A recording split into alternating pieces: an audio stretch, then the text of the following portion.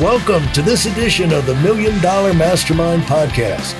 This is where we pick the brains of high achievers from all walks of life and get their hard-earned, real-world insights on winning.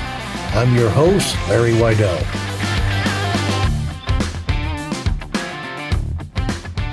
So you're not telling people, well, the one thing I learned when I wrote my book is you don't write books to make money, but it's the peripheral type benefit, the overflow.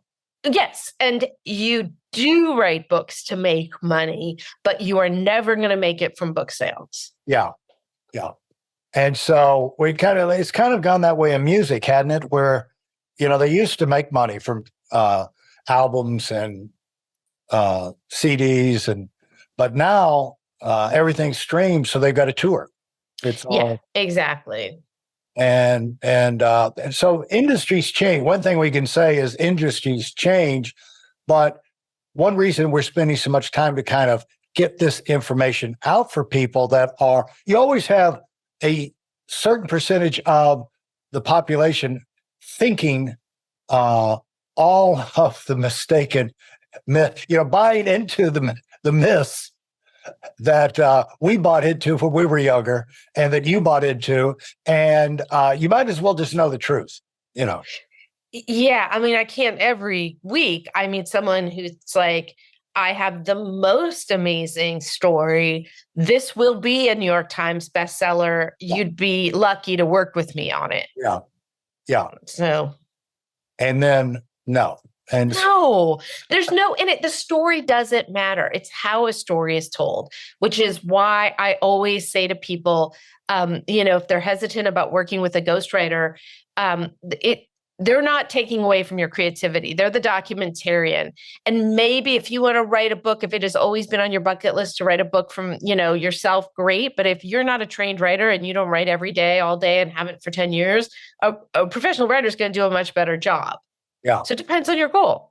Yeah. One time I had a ghostwriter help me on my my book, and you're always very much of a control freak about your own story and everything. And in my voice, give this thing, I'm going to write in your voice. And so I remember she wrote this long thing, and I said, this is not the way I would say it. And so I went in there and I wasted all this time rewriting the thing. And then when I got through with it, it was pretty much exactly like she wrote it the first time. I mean, you would be my nightmare client, frankly, because my team, we've established what a snob I am. So you can only imagine how snobby I am about the writers that I'll hire. We're all experts in voice. When I was a journalist, one day I'd write for the New York Times, the next day for Playboy. If I didn't get the voice in that magazine down, then I had no business being a writer. That's what we do. And the problem is non-writers can be their own worst enemy. They'll obsess and just, our favorite clients are the ones who just really hand over the reins, who go, I'm paying you all this money because you're the expert. You go do it. And of course, we love to collaborate when, there's facts that we don't know that they do. But oh my God, when they rewrite our words that have been so lovingly crafted, it's not fun. Yeah. And so you've written 5, 6, whatever books, and you had a bestseller. You've had the revelation that my life is not changing in terms of financially. I've still got to scramble to make a living. And how long were you thinking about the entrepreneurial side, or wanting to get to the point where you were making, bigger income, more stable income? Well, I'll tell you. So I come from this family that is very materialistic. And all I was ever told was, you have to make money. You better make 6 figures your first job. I was paid $16,000 a year for my first job. So I had failed miserably. And in that way that I think we all rebel against the more dysfunctional aspects of our family, my rebellion was, I don't care about money. I'm a creative person. And I always joke that I'm sort of the opposite of that. The kid that became the lawyer and then wants to die, like became the lawyer because his parents told him he had to. And then at 40 is like, I don't want this. I did the opposite. And I was like, you know what? There's nothing evil about money. Money is freedom. And there's nothing wrong with prioritizing freedom. And what happened with me is I was very, again. money There's is freedom. nothing wrong with prioritizing freedom. Money is freedom. There's nothing wrong with prioritizing freedom. Yeah. God, I'm a genius. That sounds so good when you say it back. You are, I mean, it's just off the charts what's happening here. It's unbelievable. This is gold, Anna. This is gold. Okay. You're being facetious, but I think it's true. No, I'm being serious. And so that's why I brought it out, and I didn't want it to go over everybody's head. The one thing I've noticed, because I've done a lot of interviewing and talking with people, and mainly because it's so hard for me to figure anything out, I've always got to ask somebody before I could get it. And the thing is that most things, answers that people are missing, when they hear it, goes right over their head. It sure did with me. I'll tell you that. Yeah, it's amazing. That's why I try and reemphasize and bring it out. But it's like, don't let this go over your head, So go ahead. Anyway, so you were, it's not wrong to prioritize freedom. Yeah. And as an author, I was very entrepreneurial. I was setting up reading series and I was entrepreneurial. I just wasn't making money. And my dad is an entrepreneur. And so I did kind of learn about that early on. And then I would say writers are told over and over again that we're not valued, that we don't deserve money. You're really given these messages. And I really believed that. And then I met my mentor, this guy, Joe Polish. I met him in, I think, 2014.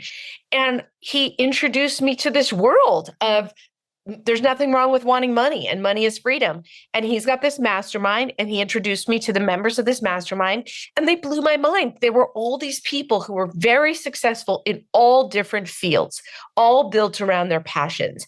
And they really rubbed off on me. Then they all hired me to write their books. And so that really launched my business.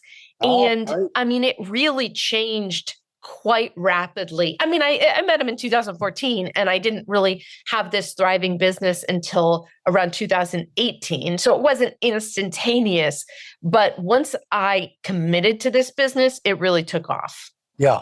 And so the things that you noticed from being in that environment that stuck out to you was what specifically? How would you? I think, well, that's a great question. I think it was the one thing was get a team.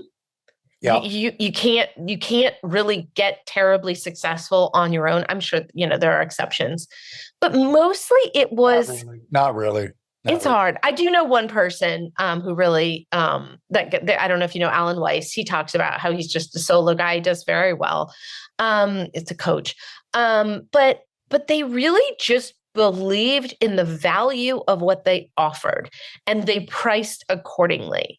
When I originally established our prices, which were so much lower than what they are now, I couldn't believe that I could tell somebody this is what it costs and they would just say yes. I was like, oh my God, this is so much money. And now I can't believe how little we charge.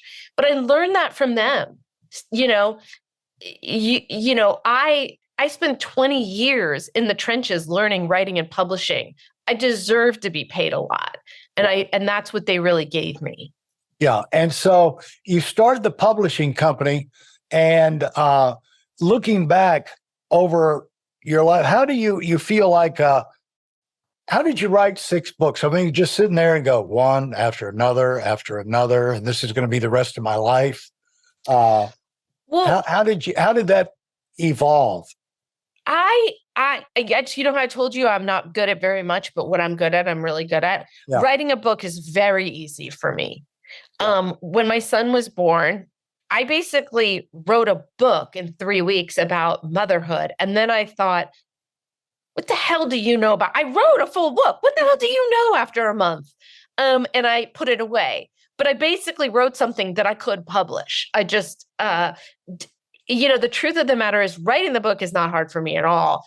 What it takes to launch it successfully, I don't have that in me on something, frankly, that isn't going to build my business. I only am a very practical person. I only want to do books that are going to help build my business. Now you're in LA and Mhm. right in Hollywood. Yeah. What is that like living in Hollywood right now? Why is that a good business location for you? Who said it's a good business location? Two separate questions. So living here is not great. We are, especially since we just had a kid, talking about other places we'd love to live. The truth is California has gone to hell in the last few years. There's wonderful aspects of living here, but there's some really terrible ones as well. But I will say, I do think my clients they think it's cool and glamorous that we're in the middle of Hollywood. That my book is being made into a movie, that when they record audiobooks, they're in a studio with like Saturday Night Live actors reading their books. So there is something kind of cool about it. But having a business in California is the worst. Like the taxes we pay, the hoops we have to jump through. Right. And so as you go, you're looking forward. How much have you started looking forward now? And plan, one of the things of a job of a leader is to look ahead and plan and create the opportunities for future growth. And by the way, that comes by making things quicker, faster, better for you, because you've got to, there's certain things only you can do. And so the more you make things easier and quicker for you to do those things, the more time you have to, expand. Like you say, you're opening up your platform and getting into more spaces.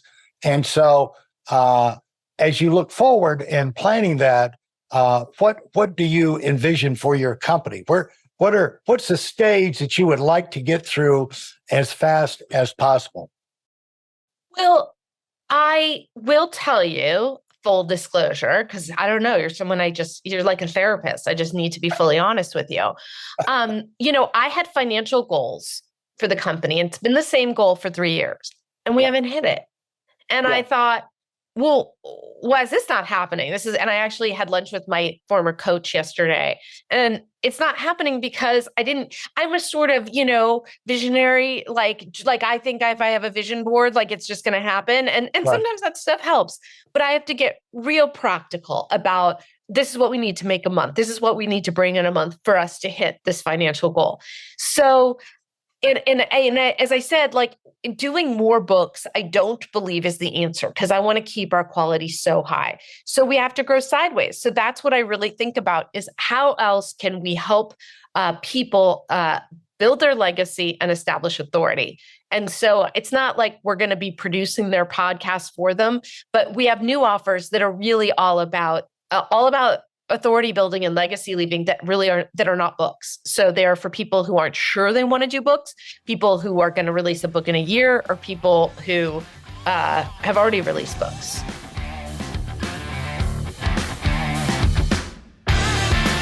Thanks for listening to the Million Dollar Mastermind. If you felt there were any valuable takeaways from this episode, please take a minute and leave us a 5-star review. Your feedback is important and really helps us get the word out to a wider audience. Remember, we have a valuable webinar that is absolutely free. Register for it right now at weidelonwinning.com. Thanks for listening.